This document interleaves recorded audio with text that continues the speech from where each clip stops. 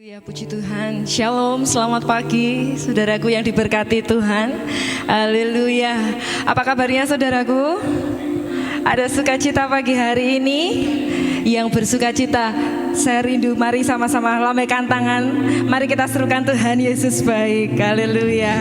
Yang menikmati kebaikan Tuhan, mari pagi hari ini saya rindu kita bersama-sama mempersiapkan hati kita untuk memuji Tuhan, untuk menyembah Tuhan, untuk menaikkan setiap pengucapan syukur kita kepada Tuhan melalui setiap puji-pujian yang akan kita naikkan. Mari saudaraku, kita satukan hati kita dalam doa.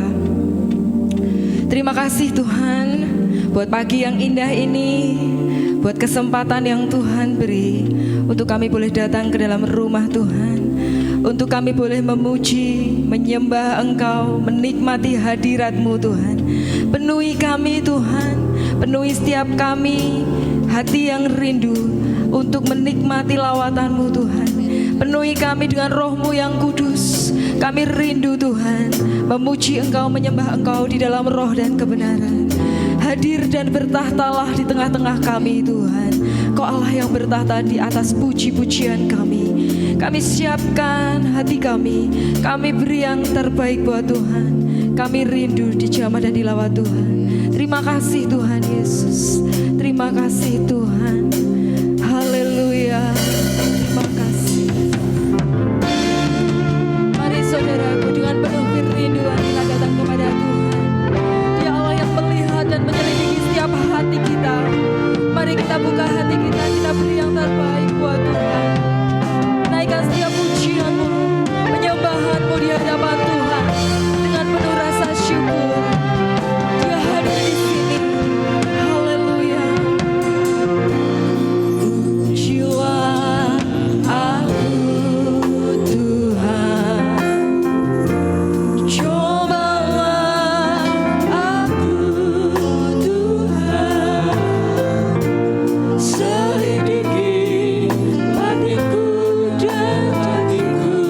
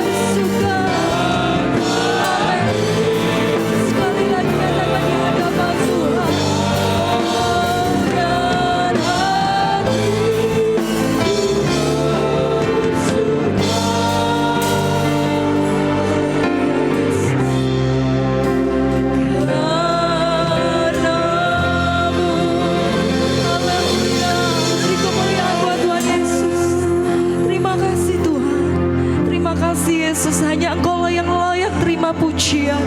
Dan hati kami bersuka cita oleh karena perbuatan-Mu yang ajaib di dalam kehidupan kami Tuhan. Kau sangat baik, Engkau teramat sangat baik Tuhan. Dan saat ini kami mau memuji, kami mau menyembah, kami mau naikkan puji-pujian syukur kami kepada Tuhan. Karena Engkau sudah sangat baik dalam hidup kami. Terima kasih Tuhan. Di dalam nama Tuhan Yesus Kristus, mari jemaat Tuhan yang siap memuji Tuhan sama-sama katakan amin. Haleluya. Sekali lagi saya rindu bertanya, siapa di tempat ini yang menikmati kebaikan Tuhan? Boleh lambaikan tanganmu, boleh katakan Tuhan Yesus baik. Haleluya. Mari kita datang di hadapan Tuhan dengan hati yang penuh sukacita, sebab Dia Allah yang sudah melakukan banyak perkara dalam hidup kita. Amin. Haleluya.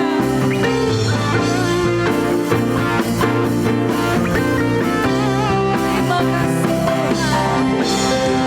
Hadapan kemegahan-Mu, ku datang menyembah-Mu, membawa hatiku. Amin.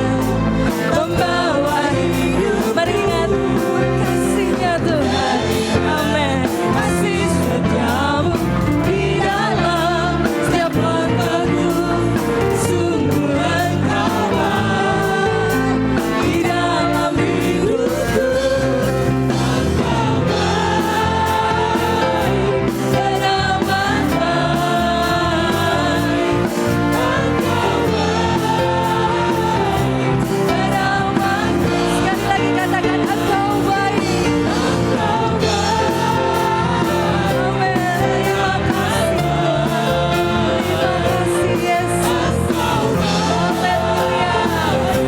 Dan amat baik. Haleluya.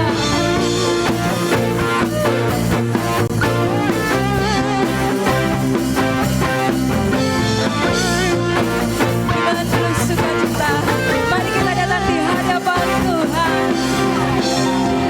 Hadapan kemegahan-Mu, ku datang menyembah-Mu. Kami bawa hati kami Tuhan, hidup kami Yesus. Haleluya. Teringat kasih setiamu di dalam setiap langkahku. Sungguh Engkau baik di dalam hidupku. Engkau sangat baik. Engkau baik dan amat baik.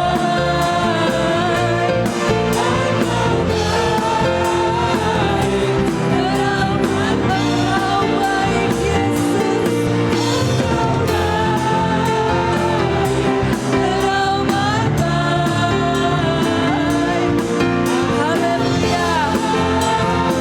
Jemaat Tuhan, mari sama-sama katakan, angkat tanganmu, nyatakan kebaikan Tuhan, saksikan kebaikan Tuhan, serukan kebaikan Tuhan. Lebih dahsyat lagi jemaat Tuhan, sama-sama katakan amin. Haleluya. Dia sangat baik.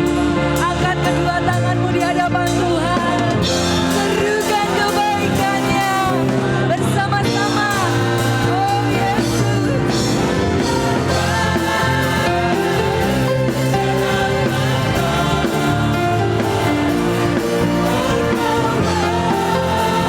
Sekali lagi, Engkau baik Tuhan. Engkau baik dan amat baik. Engkau baik dan amat baik. Dan amat baik. Katakan dengan penuh ucapan syukur. Yes, Dia sangat baik dan amat baik. Haleluya. Silakan duduk saudaraku. Tetap dalam hadirat Tuhan.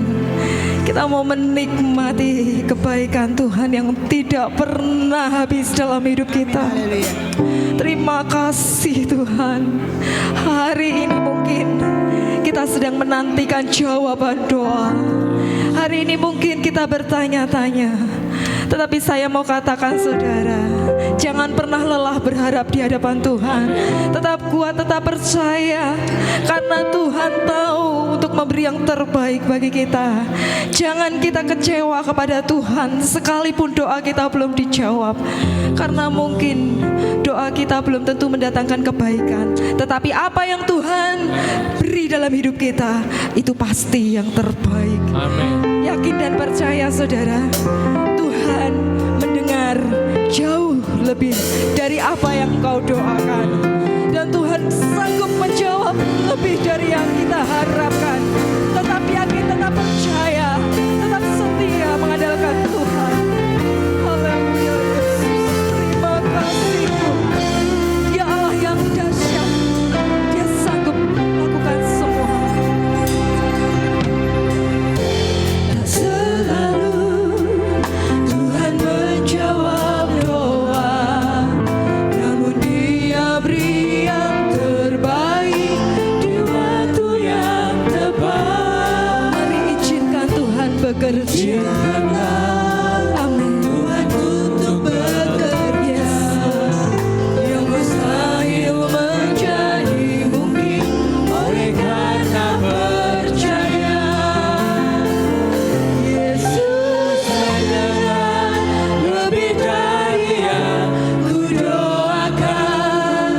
Yesus menjawab lebih dari yang ku harapkan. Dengan cara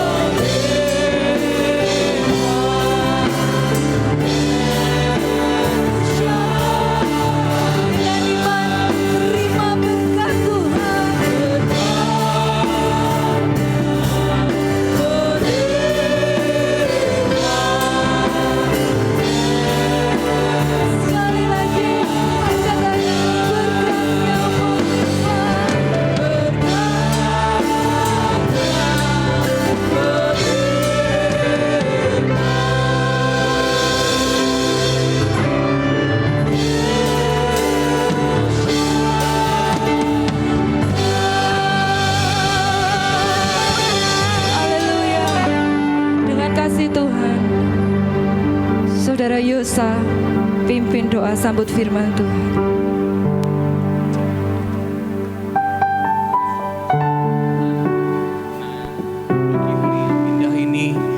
Boleh bersekutu, berhimpun di rumah Tuhan, memuji, memuliakan nama-Mu. Kami percaya Engkau hadir di sini, Engkau ada di tempat ini, dan Engkau bertahta atas setiap pujian dan penyembahan kami. Tiba saatnya kami akan mendengarkan firman Tuhan.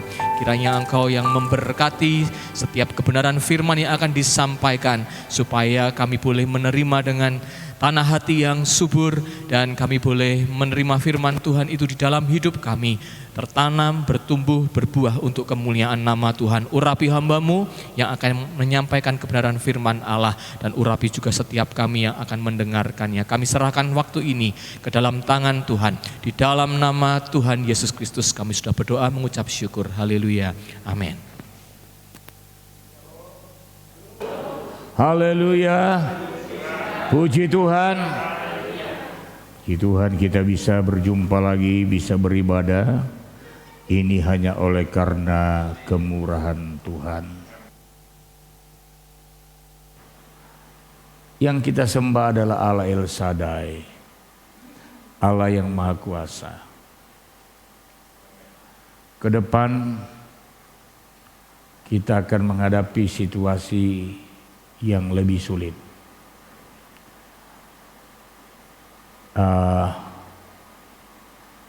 Perubahan-perubahan cuaca yang ekstrim terjadi, dan hari ini dampak pandemi yang sudah kita alami itu belum berhenti. Ya. Ada orang-orang yang sampai hari ini masih ada di dalam situasi-situasi yang sulit. Tapi kita percaya bahwa Tuhan mengasihi kita, Tuhan memelihara kita. Situasi apapun yang akan terjadi ke depan, kita tahu bahwa pemeliharaan Allah El Shaddai itu dahsyat buat kita. Puji Tuhan. Saya ingin untuk membacakan ayat sebagai dasar renungan kita pada saat pagi hari ini. Dari kitab Hakim-Hakim pasal yang pertama. Hakim-Hakim pasal 1 ayat 1 mulai. Hakim-Hakim pasal 1 ayat 1 mulai. Kita akan baca sampai dengan ayatnya yang ke-7. Ayat 1 sampai dengan ayat 7. Mungkin supaya lebih enak kita rasakan bersama dan sama-sama kita membaca firman. Saya baca ayat yang ganjil, Bapak Ibu Saudara membaca ayat yang genap. Demikian bunyi firman Tuhan.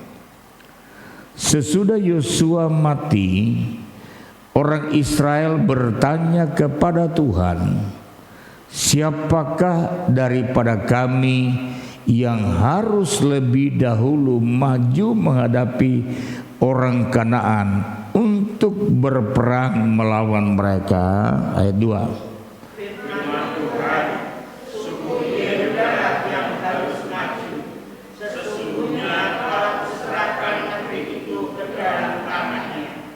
Lalu berkatalah Yehuda kepada Simeon, saudaranya itu, majulah bersama-sama dengan aku ke bagian yang telah diundikan kepadaku, dan baiklah kita berperang melawan orang Kanaan, maka aku pun akan maju bersama-sama dengan engkau ke bagian yang telah diundikan kepadamu.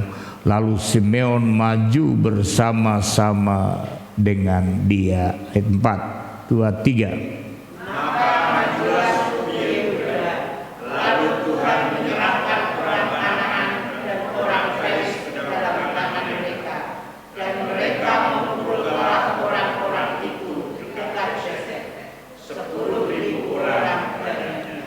Di Besek mereka menjumpai Adoni-Besek dan berperang melawan dia, dan mereka memukul kala orang Kanaan dan orang Feris. Ayat 6. Tetapi Adoni-Besek melarikan diri, mereka mengejarnya, menangkapnya, dan memotong ibu jari dari tangannya dan dari kakinya. Kata Adoni-Besek, ada 70 raja dengan terpotong ibu jari tangan dan kakinya, memungut sisa-sisa makanan di bawah mejaku. Sesuai dengan yang kulakukan itu, demikianlah dibalaskan Allah kepadaku. Kemudian ia dibawa ke Yerusalem dan mati di sana. Terpujilah Tuhan, sebab kasih setianya kekal buat selama-lamanya. Silakan duduk kembali. Bapak Ibu Saudara yang dikasihi Tuhan, bangsa Israel keluar dari tanah Kanaan untuk mewarisi tanah perjanjian yang Tuhan janjikan kepada mereka melalui Abraham, ya, lalu kemudian diperkuat kepada Ishak dan Yakub. Nah, Bapak Ibu, ketika mereka sampai di tanah Kanaan, maka mereka berebut tanah yang ada di sebelah timur Sungai Yordan dan diberikan kepada suku Ruben, Gad, dan sebagian Manasye. Mereka memiliki tanah itu. Lalu tanah yang di sebelah barat Sungai Yordan ini juga dibagikan kepada 9,5 suku yang lain dengan cara diundi. Dan Yehuda mendapat bagian sendiri. Semua suku mendapat bagian sendiri. Dan ketika dikatakan Yosua meninggal, bangsa ini bertanya kepada Tuhan, Tuhan, siapa yang akan maju lebih dulu untuk melawan penduduk Kanaan? Lalu Tuhan berkata, Yehuda lah yang terlebih dahulu maju. Dan Yehuda, kita lihat tadi dalam pembacaan kita, dia minta Simeon untuk mendampingi dia, untuk bersama-sama dengan dia berperang melawan penduduk tanah Kanaan. Nah, saudara, pertanyaannya pertama, kenapa Yehuda minta Simeon untuk menyertainya berperang memiliki tanah yang sudah dijanjikan Tuhan? Kalau kita baca di dalam Yosua pasal 15 ayat yang pertama, coba saudara dibuka ayat itu.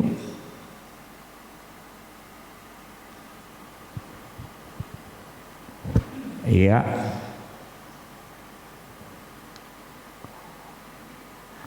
Bagian yang diundikan kepada suku Bani Yehuda menurut kaum mereka adalah sampai ke batas tanah Edom, sampai ke padang gurun Sin ke selatan di ujung selatan.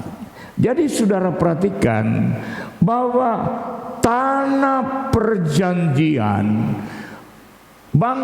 diundi untuk suku-suku bangsa Israel. Jadi tidak semaunya sendiri untuk mematok bagian tanah menjadi miliknya, tapi Tuhan yang menentukan. Dan kalau kita perhatikan, saudara baca di dalam Yosua pasal 15 itu, maka kita akan menemukan di sana bahwa tanah Simeon itu ada di tengah-tengah tanah milik Yehuda. Jadi saya umpamakan tadi pagi, misalnya Jawa Tengah, di tengah-tengah Jawa Tengah itu ada DIY, ya kan, dikelilingi kecuali batas laut ya, ada DIY.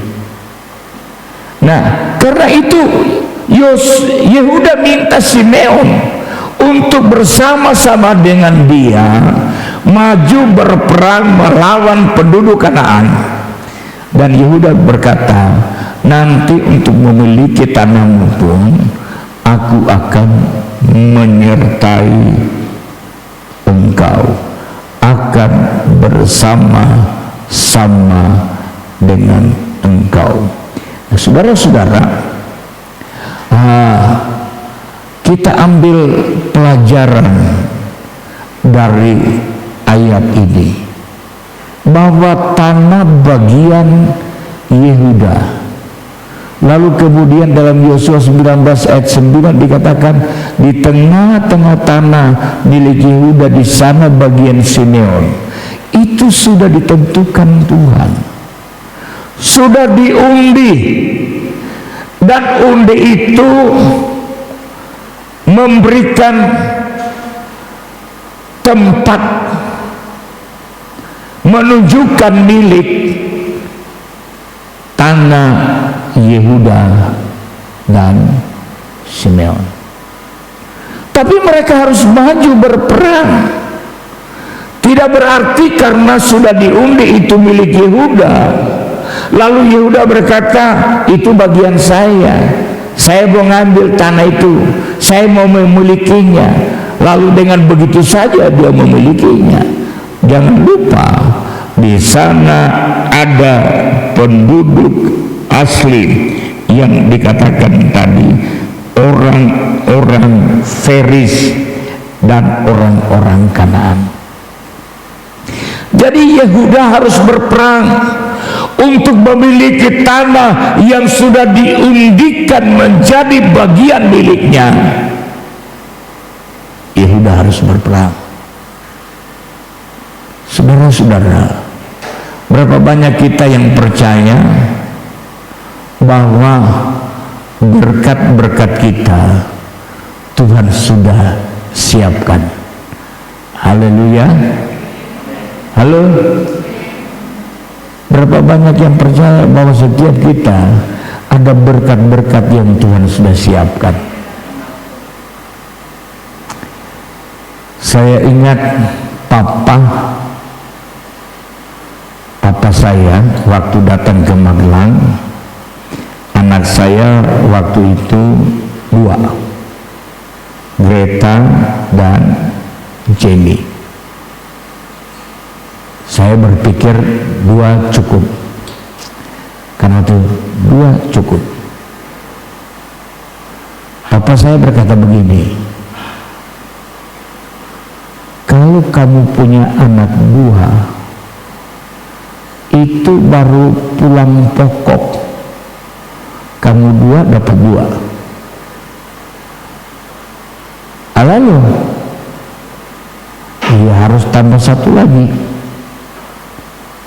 Saya berkata, ke depan ini hidup makin susah Pak. Saya berkata seperti itu. Lalu papa saya berkata begini, setiap anak yang lahir itu membawa berkat sendiri. Ya, itu papa saya kata, setiap anak yang lahir dia membawa berkat sendiri, berkat yang Tuhan sudah siapkan bagi dia. Nah, makanya Jenny dan Yusa itu selisihnya 6 tahun. Ya, karena ada pertimbangan baru lahir anak yang ketiga. Nah, karena itu hari ini kalau keluarga-keluarga yang baru memiliki anak 1 dan 2, saya mau katakan tambah lagi satu, setiap anak yang lahir ada berkatnya sendiri. Haleluya. Ya. Nah, saudara-saudara, tetapi berkat yang Tuhan sudah sediakan bagi kita bukan berarti kita miliki tanpa perjuangan. Bukan berarti kita akan miliki itu, kita akan punyai tanpa pergumulan, perjuangan. Ada perjuangan, bahkan perjuangan yang berat untuk memiliki apa yang Tuhan sudah sediakan. Usaha keras, ya, usaha sungguh-sungguh. Tuhan janjikan berkat, tapi kalau kita tidak berusaha, kita tidak akan capai berkat itu. Nah, karena itu Bapak Ibu Saudara, saya mau bangkitkan semangatmu untuk berusaha lebih giat lagi untuk mencapai berkat yang Tuhan sudah sediakan bagi saudara. Dan berkat yang Tuhan sediakan bagi kita itu luar biasa. Berkat yang luar biasa. Kita lihat, kita pandang dengan iman untuk membangkitkan semangat kita untuk berjuang memiliki berkat yang Tuhan sudah sediakan bagi kita semua.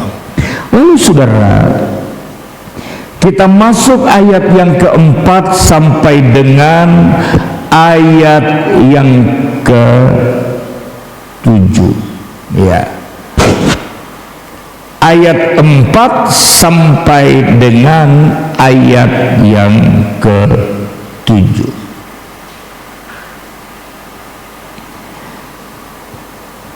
Maka majulah suku Yehuda, lalu Tuhan menyerahkan orang Kanaan dan orang Feris ke dalam tangan mereka. Kalau Yehuda tidak maju, tanah Kanaan itu tidak akan dimiliki. Bahwa di sana ada orang-orang Kanaan, bahwa di sana ada pergumulan yang harus dihadapi. Tapi ketika mereka maju, Tuhan menyertai mereka untuk memiliki tanah perjanjian.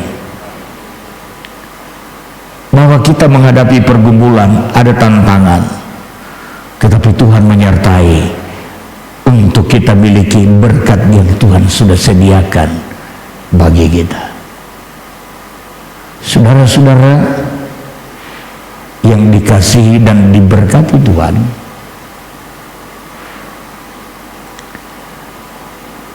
ada seorang yang bernama Stanley Tam. Ini orang Amerika. Stanley Tam. Dia berusaha bangkrut. Dia ganti usaha, bangkrut. Dia ganti usaha lagi, bangkrut. Lalu akhirnya dia berkata begini, saya mau ganti usaha buat usaha plastik, pabrik plastik. Dan dia berdoa kepada Tuhan, dia katakan begini, Tuhan, saya sudah coba berbagai macam usaha, tapi saya bangkrut. Sekarang saya mau berusaha untuk buat pabrik plastik. Di sana teman-teman saya yang berusaha pabrik plastik semua juga sudah bangkrut. Tapi saya berjanji, dia katakan, Tuhan, kalau Tuhan memberkati saya akan setia memberikan milik Tuhan 10%. Dia mulai dari awal, saudara. Lalu apa dia lakukan? Dia berikan milik Tuhan 10%. Tuhan berkati dia, berkati dia dengan usahanya. Lalu dia tambah, dia berikan 20%. Tuhan makin berkati. Dia tambah 30%. Tuhan makin berkati. dia tambah lagi 40%, berkat Tuhan makin banyak. Lalu dia berikan 50%, dia makin diberkati Tuhan. Lalu dia berkata begini, Tuhan, rasanya tidak adil kalau saya berusaha dan Engkau memberkati, tapi 50-50, nggak adil Tuhan. Saya mau tambah, buat Tuhan 60%, saya 40%. Rasanya seperti orang gila, saudara. Tetapi berkat Tuhan makin berlimpah. Dia tambah 70% untuk Tuhan. Dia tambah 80%. Tuhan semakin memberkati dia. 90% dia kasih. Sampai pada akhirnya dia berkata begini, Tuhan, aku tidak bisa menampung berkat-Mu, walaupun aku hanya dapat bagian 20%, 10%.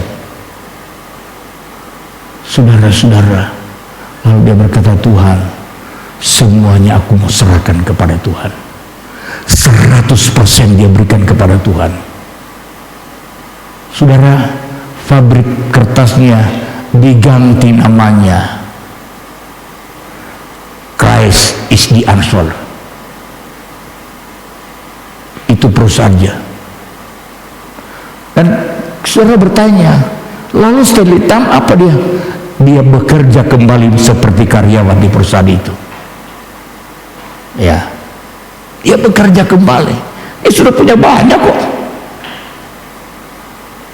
Lalu saudara tahu, perusahaan ini mensponsori banyak misionaris.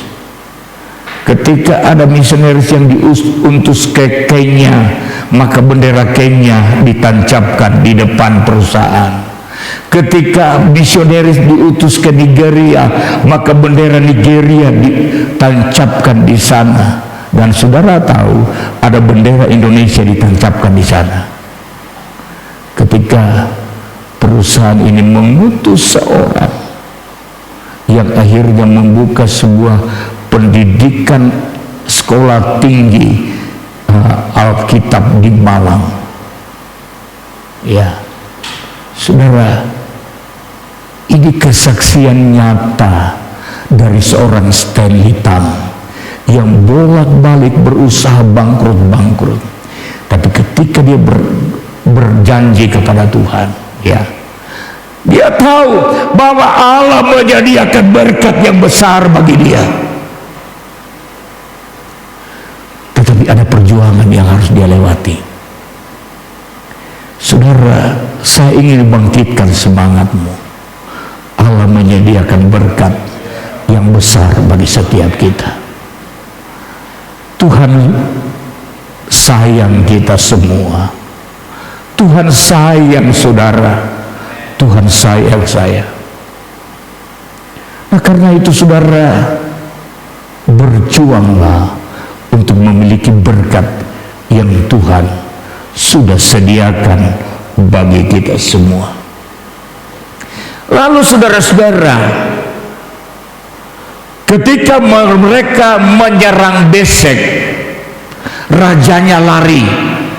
Rajanya bernama Adoni, dikejar oleh tentara Yehuda dan Simeon. Ditangkap Adoni Besek, lalu ibu jari tangan dan ibu jari kaki dipotong. Ini diamputasi bukan karena diabetes, ya. Saya tidak tahu apakah memang cara seperti itu yang sering dipakai di sana. Dipotong, saudara. Karena Adoni Besek pun melakukan kepada 70 raja. Jadi saya berpikir, apakah ini merupakan sebuah kebiasaan? Tetapi menariknya di sini kita melihat, waktu Adoni Besek ibu jari tangan dan ibu jari kaki dipotong oleh tentara Yehuda dan Simeon. Kalau kita lihat saudara ayat yang ke-7, Adoni Bezek berkata begini, iya, sesuai dengan yang kulakukan, demikian dibalaskan Allah kepadaku. Saudara, perhatikan kata-kata saya tidak tahu apakah memotong jari tangan dan jari jari kaki itu merupakan tradisi karena Adoni Bezek melakukan itu. Maka ketika ibu jari tangan dan kakinya dipotong, Adoni Bezek berkata, di luar dari kebiasaan, tapi dia berkata apa yang sesuai dengan yang kulakukan, demikianlah dibalaskan Allah kepadaku. Nah saudara-saudara, ini yang saya ingin untuk kita lihat bersama-sama, bahwa hidup ini ada yang namanya tabur dan tuai. Ya, sekali lagi, ada yang namanya tabur tuai.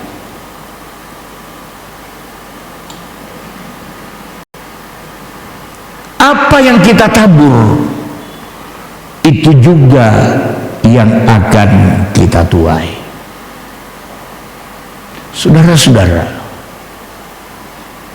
ada banyak orang yang tidak mau memahami dan menyadari bahwa hidup ini ada hukum tabur tuai. Itu sebabnya mereka semena-mena, tidak memperdulikan orang lain.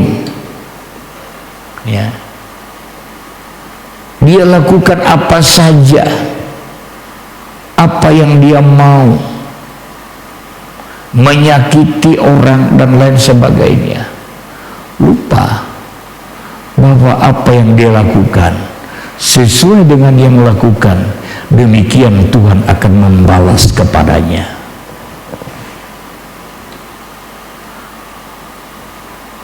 Pemazmur berkata, coba kita buka apa yang dikatakan oleh Mazmur.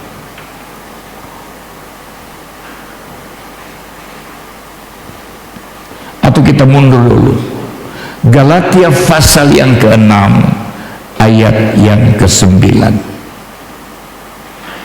Galatia pasal 6 ayat 9. Janganlah kita jemu-jemu berbuat baik. Ayat yang ke-7. Ayat yang ke-7.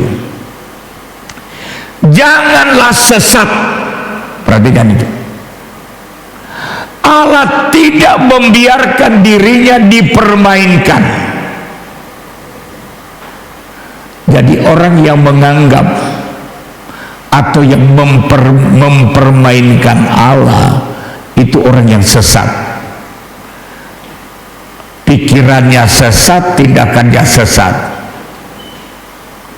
Menariknya di sini bahwa jangan kita sesat dengan mempermainkan Allah, dikaitkan dengan karena apa yang ditabur orang itu juga yang akan dituainya. Artinya begini, ketika kita tidak memahami bahwa hukum tabur tuai itu akan terjadi, itu artinya kita berpikiran sesat. Kita berpikiran sesat karena yang benar, apa yang ditabur orang itu akan dituai. Nah saudara-saudara, Mazmur pasal 94 ayat yang ke-7. Mazmur 94 ayat 7.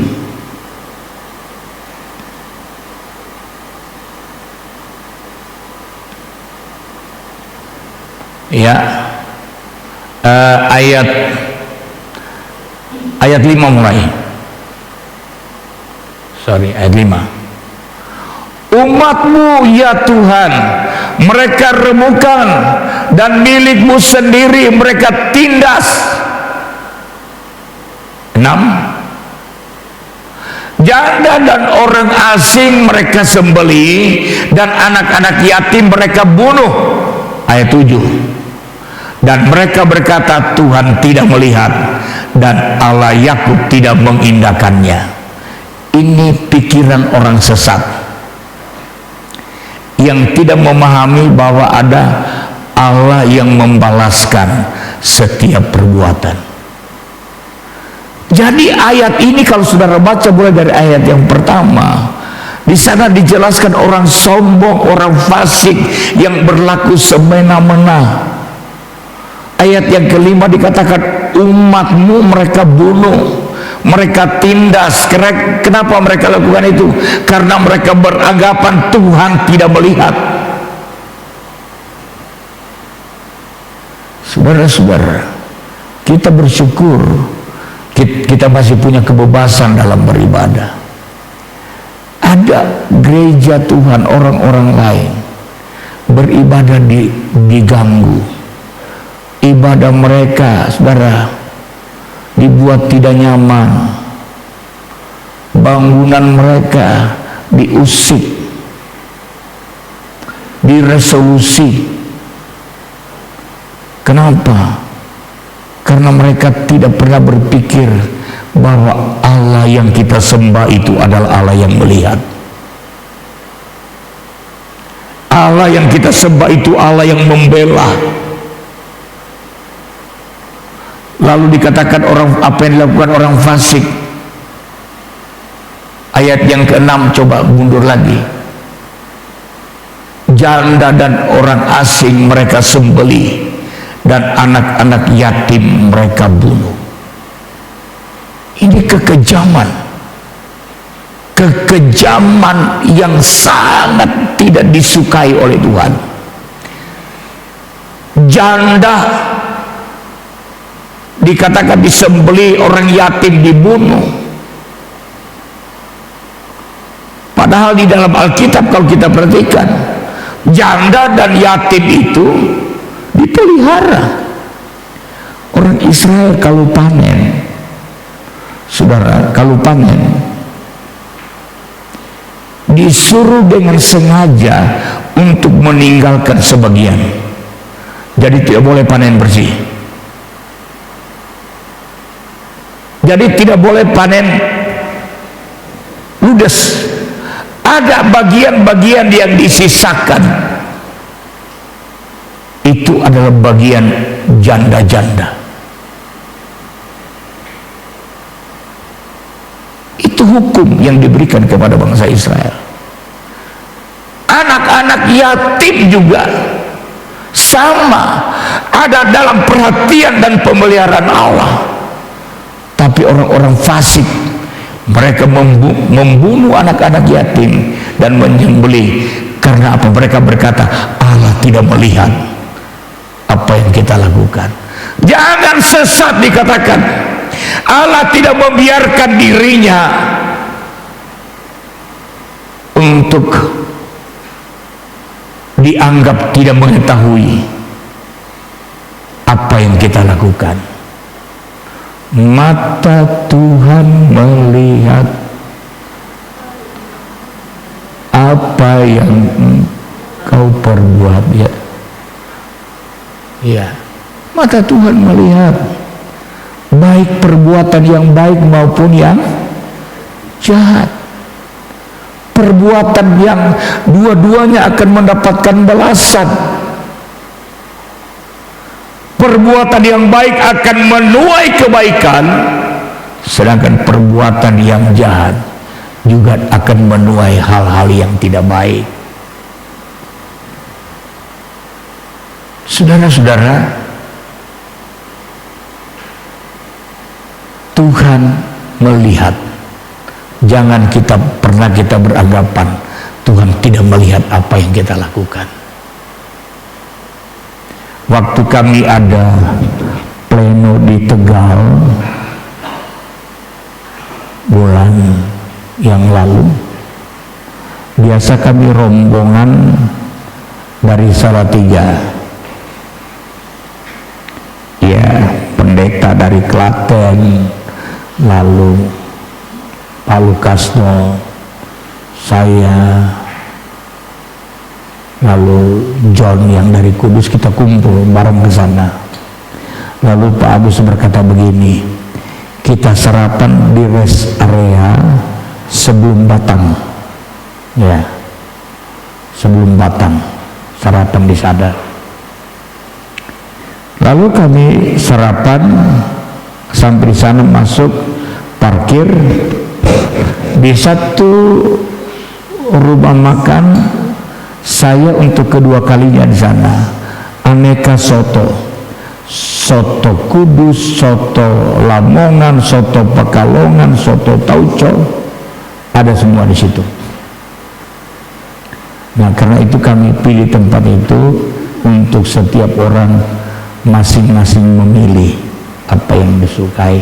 Nah, di pintu masuk, kaca di pintu masuk ada tulisan begini, gratis untuk anak yatim.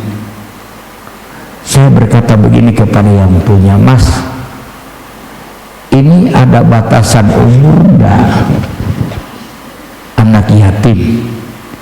Enggak. Loh, kalau enggak ada batasan umur, saya juga gratis loh. Saya, papa mama saya sudah enggak ada. Oh, enggak ada. Kalau bapak enggak gratis katanya. Ya taruhlah batasan umur situ, ya. Tapi dari satu sisi saya melihat ada perhatian terhadap anak-anak yatim. Nah, gereja Tuhan seharusnya membuka pelayanan seperti ini, ya. Gereja mula-mula, ya, ada pelayanan diakonia yang dikelola oleh jemaat, ya, saudara-saudara. Jadi ada pelayanan diakonia itu. Sekarang ini banyak gereja yang melupakan pelayanan yang seperti itu. Kemarin saya ke Bawen karena pengelola pondok diakonia Bawen, Pondok Harapan, itu masih keluarga dengan saya meninggal. Ya, jadi saya harus datang ke sana.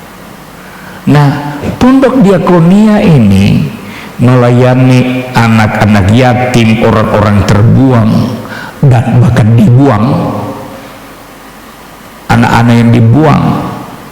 Ya, ada anak-anak dari orang yang tidak menghendaki adanya anak, tapi ya keluar ada anak. Lalu kemudian orang-orang jompo dilayani. Nah, saya waktu datang ke sana, ada seorang, dia berkata begini, Om Yafet, saya bingung. Saya kata, loh, kamu siapa? La Greta mana? Di Magelang. Loh, kamu kan La Greta? Saya kan sekolah minggu di Banyakan dulu, Om. Oh iya, jadi dulu kami bukan di Banyakan, ada sekolah minggu, ada persekutuan doa, lalu kemudian diteruskan Marten, sekarang Krisorongan, ya. Lalu waktu kami buka di sini sekolah minggu Banyakan, saya tarik ke sini untuk supaya rame sekolah minggunya. Dan sudah tahu di sana ada yang sudah jadi hamba Tuhan dan ada yang sudah jadi karyawan bantu di sana, bahkan ada yang jadi pelayan-pelayan, apa itu namanya, pelayan-pelayan pendidik anak-anak buat pelayanan rohani. Saya enggak, ada banyak anak-anak yang ditampung. Nah, gereja seharusnya lebih serius memperhatikan hal ini. Nah, kita kembali, ini yang dilakukan oleh orang-orang fasik, Mereka menindas janda, membunuh anak-anak yatim, dan mereka berkata begini, Tuhan tidak lihat. Kita kembali kepada Galatia tadi, pasal yang ke-6. Ya, pasal yang ke-6 ayat yang ke-7. Galatia pasal 6 ayat 7. Bisa dibuka. Jangan sesat, Allah tidak membiarkan dirinya dipermainkan. Karena apa yang ditabur orang, itu juga yang akan dituainya. Ayat 9. Janganlah kita jemu-jemu berbuat baik, karena apabila sudah datang waktunya kita akan menuai jika kita tidak menjadi lemah. Apa yang saya ingin katakan dari ayat ini? Saudara, ketika engkau berbuat baik, menabur kebaikan, kita belum tahu kapan kita akan menuai. Tapi yang pasti akan ada saatnya kita menuai sesuai dengan apa yang kita tabur. Saudara menabur kebaikan, ada saatnya saudara pun akan menabur kebaikan, ada saatnya akan menuai kebaikan. Saudara, tadi pagi saya beri kesaksian. Kemarin saya omong-omong dengan seorang pensiunan tentara. Ya, di halaman belakang saya waktu itu saya tanya, Pak, pensiun ASN ya?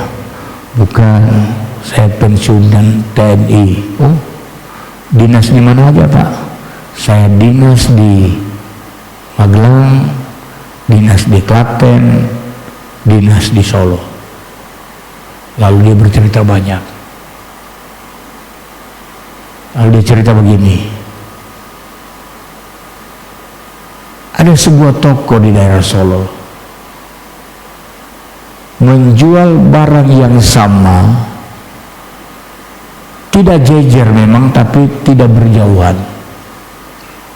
Nah, toko yang satu mempekerjakan orang-orang daerah situ, bahkan parkirnya pun orang daerah situ. Sementara toko yang satunya lagi, dia mempekerjakan orang-orang bukan dari daerah situ. Nah, ketika pecah kerusuhan, massa mulai bergerak, maka karyawan toko yang mempekerjakan orang-orang di situ keluar di depan, membentengi toko di mana mereka bekerja. Mereka berkata, "Kowe ngerusak iki, berarti kamu menghancurkan kami, lawan kami semua." Karena mereka tahu orang di situ, saudara, hanya dibiarkan saja mereka lewat, dan toko yang satunya hancur. Saya tahu bahwa yang punya toko itu tidak pernah berpikir akan terjadi keadaan yang seperti itu. Dia hanya menabur kebaikan bagi orang-orang yang ada di sekitarnya. Ternyata ada saatnya dia menuai kebaikan. Karena itu saya katakan, jangan jemu-jemu, sesuai firman Allah ini berkata, jangan pernah jemu, jangan pernah berlelah-lelah untuk melakukan kebaikan. Pertolongan yang kecil sekalipun yang saudara lakukan bagi orang lain, itu diperhitungkan Tuhan. Jangan pernah menganggap aku hanya bisa melakukan ini. Saudara-saudara, pertolongan yang kecil mungkin engkau anggap tidak berarti, tapi diperhitungkan di hadapan Tuhan. Ayat 10, ayat yang terakhir. Karena itu selama masih ada kesempatan bagi kita, Marilah kita berbuat baik kepada semua orang, tetapi terutama kepada kawan-kawan seiman, teman-teman seiman. Selama masih ada kesempatan, artinya hari ini kita masih sehat, kita masih ada, masih diberkati Tuhan, kita masih kuat. Ini kesempatan untuk kita berbuat baik. Ucapkan kata membangun, berikan tenagamu menolong orang, bahkan berikan bagian dari berkat yang engkau terima juga untuk memberkati orang. Ada saatnya kita akan menua. Ini kesempatan. Bila tiba saatnya kita sudah tidak punya kesempatan lagi, mari kita bangkit berdiri.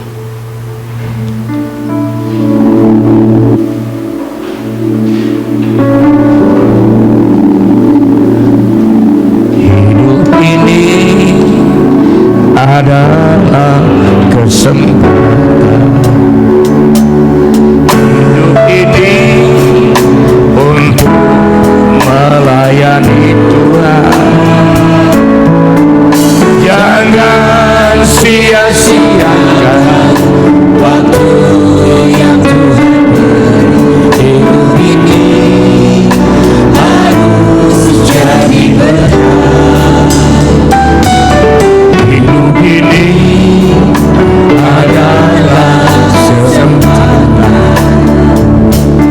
Hidup ini untuk melayani Tuhan. Jangan sia-siakan waktu yang Tuhan beri. Hidup ini harus jadi berkah. Oh Tuhan, pakailah hidupku. Amin. Selagi aku masih kuat, bila saja nanti ku tak berdaya lagi, hidup ini sudah jadi berkah. Bapak Ibu Saudara, kita juga tidak pernah tahu kapan saatnya kita kehilangan kesempatan. Karena itu, selagi ada kesempatan, taburlah kebaikan. Kata-kata kita jangan yang menyakiti orang, tapi taburlah kebaikan, kata-kata yang menguatkan orang lain. Dimanapun kita berada, jadilah berkat, tabur kebaikan. Bahkan bila ada kesempatan engkau memiliki berkat, taburlah berkat untuk juga menolong orang lain. Akan datang saatnya kita kehilangan kesempatan. Sebab itu, biar ini yang menjadi doa kita. Oh Tuhan, inilah yang menjadi kehidupan kita. Oh Tuhan, pakailah hidupku selagi aku masih kuat. Bila saatnya nanti ku tak berdaya lagi, hidup ini sudah jadi berkah. Oh Tuhan, pakailah hidupku. Amin, haleluya. Yes, masih kuat. Bila saja nanti